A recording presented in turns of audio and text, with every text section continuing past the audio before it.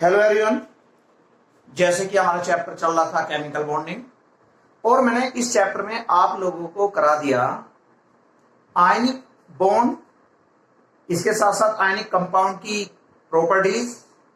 लेकिन फिर मैंने आपको कराया इसके बाद कोवेलेंट बॉन्ड, लेकिन मैं आपको कोवेलेंट बॉन्ड की प्रॉपर्टीज नहीं करा पाया था इससे पहली वीडियो में। तो अब आप लोग है चलो covalent compound and their properties. Clear? तो यहां पर सबसे पहले कोवेलेंट कंपाउंड की डेफिनेशन। कोवेलेंट कंपाउंड, हाँ लिखिएगा, कोवेलेंट कंपाउंड की डेफिनेशन लिखेंगे, सच केमिकल कंपाउंड्स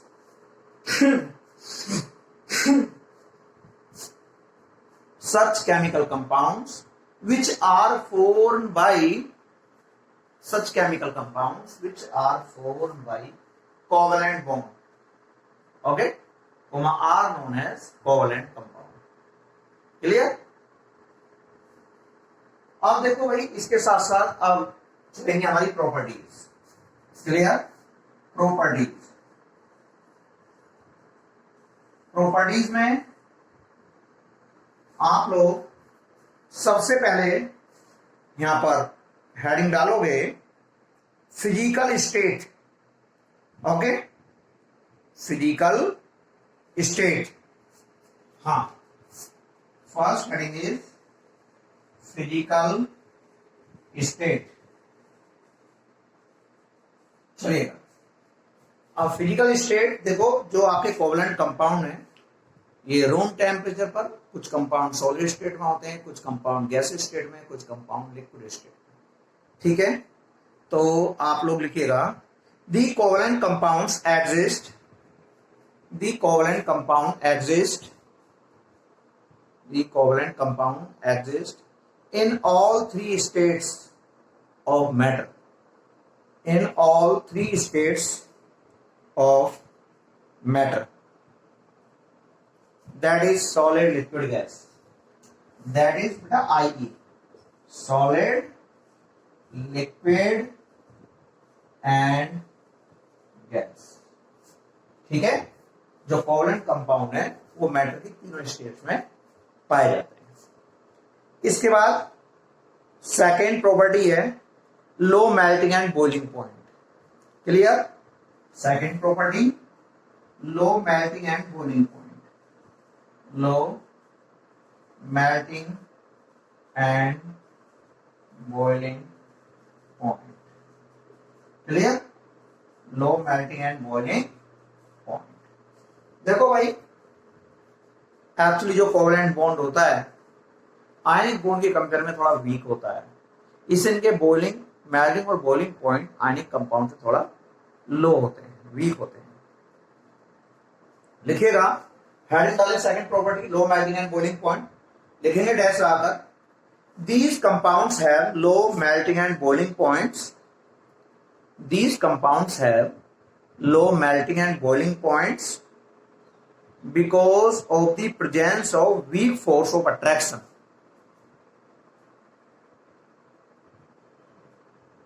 देखो सॉरी, मैं मॉलिक्यूल के बीच के जो मॉलिक्यूल होते हैं उनके बीच का बॉन्ड बोल रहा था मैं। ठीक है, जो कोवेलेंट कंपाउंड स्ट्रॉन्ग भी बहुत होते हैं, डायमंड में कोवेलेंट बॉन्ड होता है, बहुत स्ट्रॉन्ग है, लेकिन वहां टू मॉलिक्यूल्स के बीच की मैं बात कर रहा हूं। आयनिक कंपाउंड में टू मॉलिक्यूल्स के बीच का फोर्स बहुत स्ट्रॉन्ग होता है, लेकिन कोवेलेंट कंपाउंड में टू मॉलिक्यूल के बीच का बॉन्ड वीक होता है आयनिक कंपाउंड्स की कंपेयर में। ठीक है बेटा, ऐसा समझिएगा, थोड़ा मेरे मुंह से पहले निकल गया था भाई आयनिक बॉन्ड वीक होता है कोवेलेंट बॉन्ड से, हाँ थोड़ा कह सकते हैं, पर कहीं कुछ कंपाउंड में कोवेलेंट बॉन्ड ही बहुत स्ट्रांग होता है। यहां पर जो बात हो रही है मेल्टिंग और बॉइलिंग पॉइंट के लिए मॉलिक्यूल के बीच का जो बॉन्ड है, ठीक है, जो मॉलिक्यूल्स होते हैं, जरा मीथेन और मीथेन के बीच का फोर्स, उसकी बात कर रहा है। ठीक है, तो the compounds have low melting and boiling points because of the presence of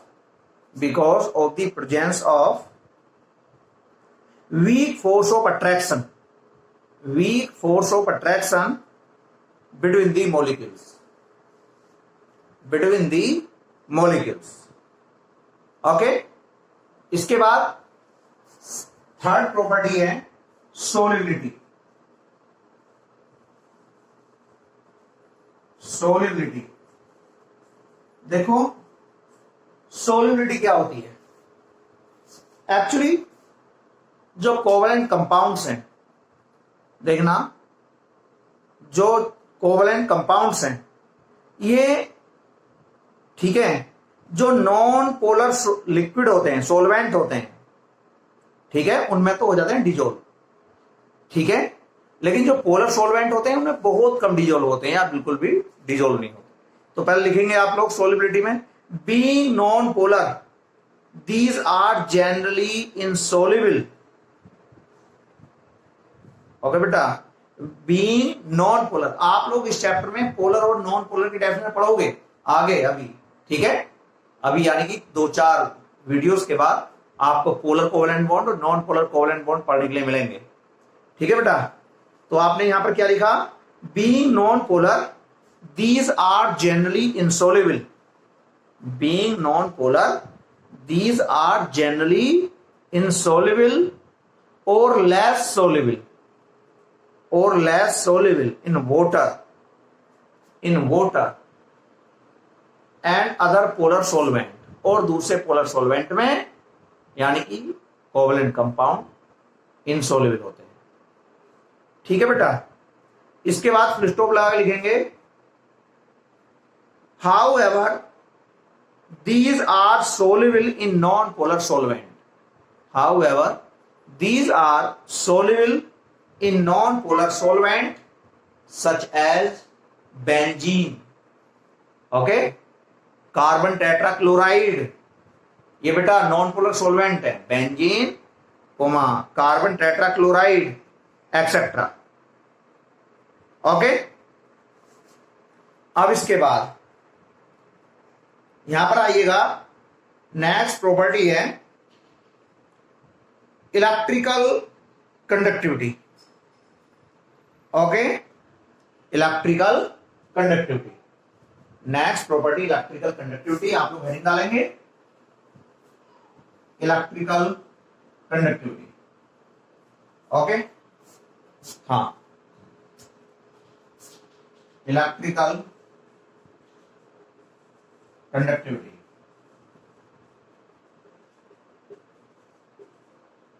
okay, electrical conductivity, next property.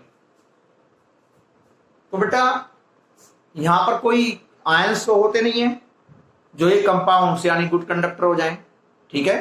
कहने का मतलब ये कोवलेंट कंपाउंड में इलेक्ट्रिक करंट पास नहीं होती है। केवल इसका एक एग्जांपल है ग्रेफाइट, एक कोवलेंट कंपाउंड है लेकिन वो गुड कंडक्टर है ऑफ इलेक्ट्रिसिटी का, क्योंकि वहां पर एक फ्री इलेक्ट्रॉन होता है ईच कार्बन एटम पर, जो जिसकी हेल्प से इलेक्ट्रिक करंट कंडक्ट हो जाती है। तो लिखेंगे इसमें इलेक्ट्रिकल कंडक्टिविटी में डैश आगे लिखेगा, हाँ लिखेगा since there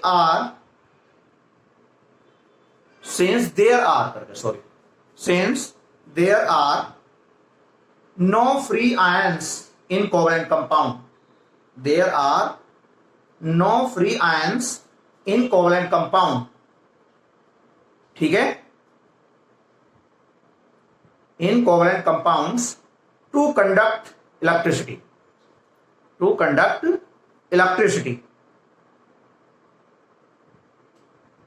clear, full stop, these are insulator of electricity,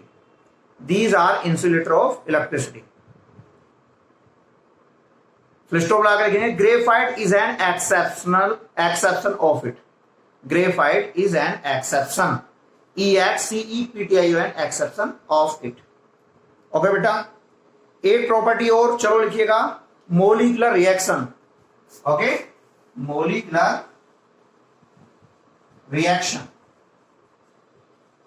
देखना मोलिकुलर रिएक्शन में, हाँ डैश आगे लिखेंगे, देखो since these compounds are molecular in nature, जो कोवलेंट कंपाउंड होते हैं मोलिकुलर इन नेचर में होते हैं, since these compounds are molecular in nature, since these compounds are molecular in nature, so they gives molecular reaction, molecular reaction. Okay class, ये covalent compound की मेरी property complete हुई। Okay okay class.